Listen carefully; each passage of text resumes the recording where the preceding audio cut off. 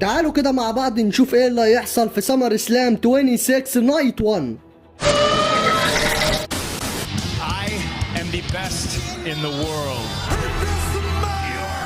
Acknowledge me. عرض سمر اسلام 2026 يا رجاله فيه كل المقومات اللي تخليه واحد من اكبر عروض الدبليو دبليو اي في السنين الاخيره. الليله الاولى لوحدها مليانه ماتشات على الالقاب وماتش هيل النسل وكمان مباراه مبنيه صح ممكن تغير شكل عرض سماك داون كله. وكمان الشركة بنت اغلب العداوات ديت على مدار شهور وده خلى التوقعات في معظم الماتشات صعب جدا. فخلونا كده نبدأ ونمسك ماتش ونشوف مين فيه هيطلع كسبان في سمر اسلام.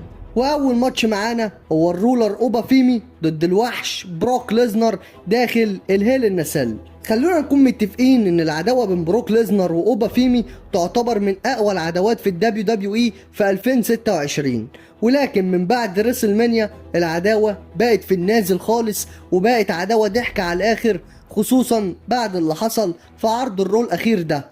ولكن المهم بعد ما كل واحد فيهم كسب مباراة قدام التاني فواضح كده خلاص ان الاتنين هيخلصوا العداوة ديت اخيرا داخل الهيل النسل في سمر اسلام ان شاء الله. وواحد بس هو اللي هيطلع كسبان من الليلة ديت والعقل والمنطق بيقولوا ان اوبا فيمي هو اللي هيخرج كسبان وده ليه اسباب طبعا.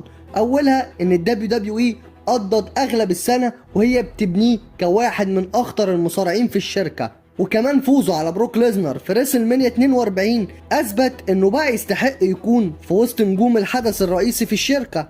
والخسارة اللي جت بعد كده زودت العداوة بينهم اكتر ولكن ما قللتش من اوبا فيمي خالص. وكمان بروك ليزنر مش محتاج يحقق فوز كبير جديد عشان هو بالفعل بنى هيبته على مدار اكتر من 20 سنة فده بروك ليزنر يعني فصباح الفل. لكن بالنسبة لأوبا فيمي فالفوز بالماتش الفيصل في الثلاثية ديت هيكون دفعة كبيرة جدا لمسيرته كلها اللي لسه بتبتدي في الدبليو دبليو اي. ولو كسب بشكل نظيف داخل الهيل النسل فده هيبقى واحد من اهم انجازاته في الدبليو دبليو اي وهيثبت انه جاهز ينافس على بطولة العالم في الفترة اللي جاية. فعشان كده توقعي النهائي هو فوز الرولر اوبا فيمي. والماتش اللي بعد كده هيكون بين جونتر ونيك ألدس والماتش ده هو اكتر ماتش انا مستنيه في الليلة الاولى كلها. ماتش كده اتبنى على الهادي وواحدة واحدة والدنيا مشيت تمام التمام فكانت كل حاجة 100 فل و10. العداوة بينهم بقت شخصية جدا بعد المشاكل اللي حصلت بينهم ولكن نيك ألدس رفض يتهد ويخاف من تهديدات جونتر وكل ده حصل في وقت جونتر شايف فيه ان ادارة الدبليو دبليو اي ونيك ألدس بيحاولوا يوقفوا سيطرته على الشركة.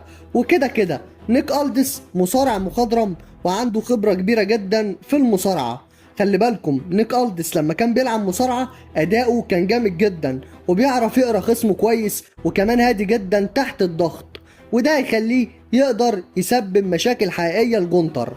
والأحلى من كل ده بقى هو ان وجود نيك ألدس أصلا مخلي نتيجة المباراة مش متوقعة خصوصا لو العداوة استمرت بعد سمر اسلام. لكن رغم كل ده جونتر يفضل المرشح الأقوى للفوز بالماتش ده عشان لحد دلوقتي هو واحد من اخطر واقوى مصارعين الدبليو دبليو اي وقدر يهزم اسامي كبيره زي ايج ستايلز وجون سينا وجولدبرج وكل مره بيثبت انه يقدر يدمر اي حد قدامه. هو ممكن نيك ألدس يفاجئ جونتر بمستواه على الحلبة ويقرب جدا من تحقيق مفاجأة كبيرة ولكن في النهاية المتوقع ان جونتر يسيطر عليه ويفوز في الاخر عادي جدا. والفوز ده هيرجع لجونتر الزخم اللي خسره في اخر فترة وهيدخله من جديد في المنافسة على بطولة الدبليو دبليو اي. عشان كده توقعي النهائي هو فوز الرينج جنرال جونتر. والماتش اللي بعد كده هو جيكوب فاتو والأوسوس ضد ال نايت وسولو سكوا ورويس كيز وده برضو ماتش اتبناله صح جدا جدا جدا ويمكن ده اكتر ماتش في سمر اسلام اتبنى صح. الحوار بدأ ان ال نايت اصلا كان عنده مشاكل مع الفيجن ولكن لما البلاد لاين اتجمع من جديد بقى ال نايت عنده مشاكل معاهم ولكن طبعا الاوسوس بيتحمقوا وخصوصا سوسو ام دم خفيف فهيعملوا ايه؟ فيبداوا يطاردوا الانايت، وكمان بقى معاهم مين؟ جيكوب فاتو. ففاضل اتنين كده. سولو سكوا رفض انه يرجع للبلاد لاين، فعشان كده دخل في الحوار كله. وبرضه رويس كيز الصديق القديم والاخ اللي تقدر تقول عليه اكتر من اخ كمان لجيكوب فاتو لايام الكحرطه، وقف ودخل في الموضوع بسبب الخمس مصارعين دول. عشان كده بدأنا نوصل للي احنا فيه دلوقتي. طب مين اللي هيفوز بقى؟ والله انا عايز وحابب ان سولو سكوا وال نايت ورويس كيز هما اللي يفوزوا بالماتش ده، ولكن انا عارف ان البلاد لاين هما اللي هيفوزوا في الاخر، واكبر سبب هو الانسجام بينهم. جيمي وجاي لعبوا مع بعض سنين كتير جدا، وجيكوب فاتو اندمج بسرعه مع البلاد لاين، وده خلاهم فريق متماسك جدا.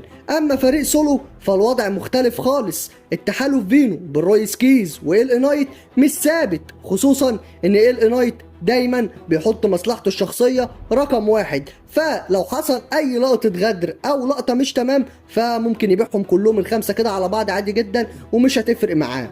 وكمان الفوز هيكون مهم جدا للبلاد لاين، عشان ده هيزود قوة البلاد لاين قبل الليلة التانية من سمر اسلام، وفي نفس الوقت هيولع الخلافات اكتر بين سولو وال نايت ورويس كيز. فعشان كده امنيتي هو فوز سولو سكوا وال نايت ورويس كيز، ولكن توقعي النهائي هو فوز البلاد لاين. بعد كده بقى هندخل على الحدث الرئيسي لليله الاولى، البيست ان ذا وورلد سي ام بانك ضد الامريكان نايت مير كودي رودز على بطوله الدبليو دبليو اي. بص، هو الماتش ده هيكون ماتش عالمي من كل حاجه، ولكن بصراحه البناء ما كانش مقنع خالص في الاول. يمكن العداوه بينهم وصلت لمرحله شخصيه جدا في اخر عرض سماك داون، وبقى كل واحد فيهم مقتنع ان هو واجهه الشركه الحقيقي والكلام ده كله، وبدات تولع شويه، ولكن برضو ما كانتش فقره اللي هي الواو والكلام ده كله. لحد دلوقتي انا شايف ان العداوه عاديه جدا، واقل من العادي كمان عادي لو عايز تقول. فانا مش هطلع اطبل واقول لك ده عشان انا بحب كذا فاطبل لكذا والكلام ده كله، لا انسى.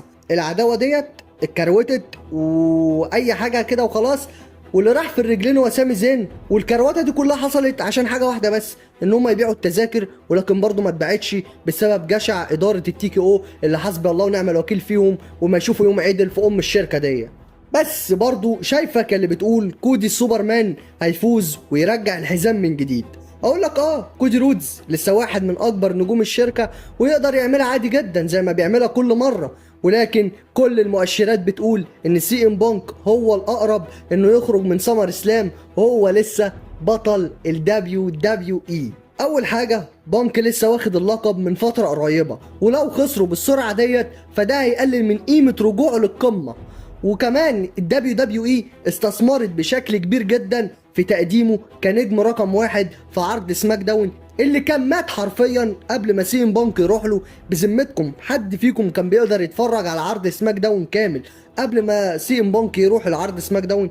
انا ذات نفسي قبل ما هو يروح قعدت اكتر من شهر ما بتفرجش سماك داون، يا بتفرج مسجل يا ما كنتش بفتح العرض خالص.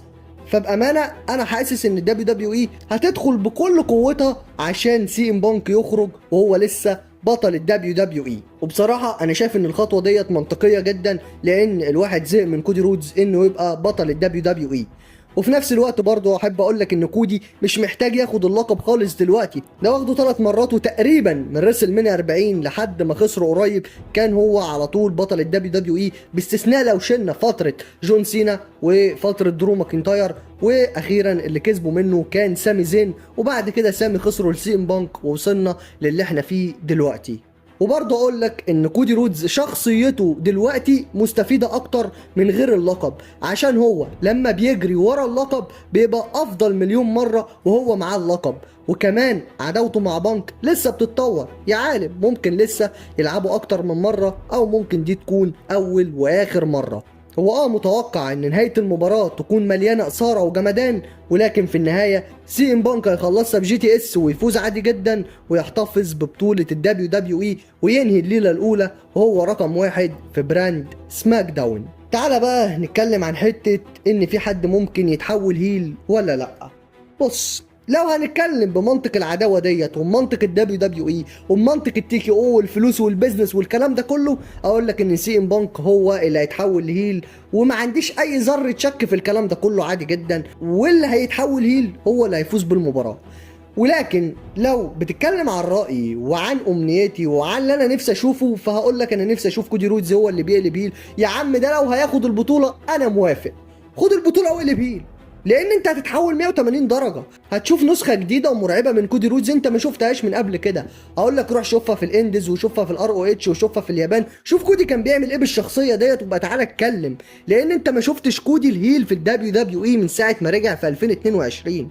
كودي من ساعتها هو فيس، فصباح الفل يعني انت ما شفتش النسخة التانية منه. ولكن انا حاسس ان ولا ده هيقلب ولا ده هيقلب، وهتمشي زي ما انا قلت لكم في التوقعات من شويه. ولكن لو هتتكلم عن امنيتي، اتمنى ان كودي هو اللي يقلب هيل، حتى لو ياخد البطوله ما عنديش اي مشكله. ولكن لو حد هيقلب هيل حاسس ان هو سي ام بانك بنسبه كبيره. اما راندي اورتن فهقول له بطل تفخيد من ام البيت وتعالى عايزين نشوفك، ولو انت مت قول لنا عشان نبقى عارفين وما نعملش حسابنا انك هترجع في يوم من الايام. ابوس ايد امك ارجع. فبالله عليكم يا رجاله كده، لو حد يعرف اي حاجه عن راندي اورتن يقول لنا، عشان هو باين مفقود او حصل له اي حاجه، محدش عارف عنه اي حاجه، فبقولوا لنا في الكومنتات برضه. وبس كده يا رجاله، دي كانت كل توقعاتي لليله الاولى من سمر اسلام. فقولوا لي بقى ايه رايكم في الكلام ده، وما تنسوش برضو تتوقعوا مين هيخرج كسبان في كل ماتش من سمر اسلام. قولوا لي بقى رايكم وتوقعاتكم في الكومنتات. وبس كده، لو وصلت لحد هنا ما تنساش انك تعمل لايك للفيديو وتشترك في القناه لو انت لسه ما اشتركتش، وفعل زر الجرس الاول وكل عشان يوصلك كل جديد. وبس كده خلص الكلام، واحلى سلام على جيش راس الاسلام.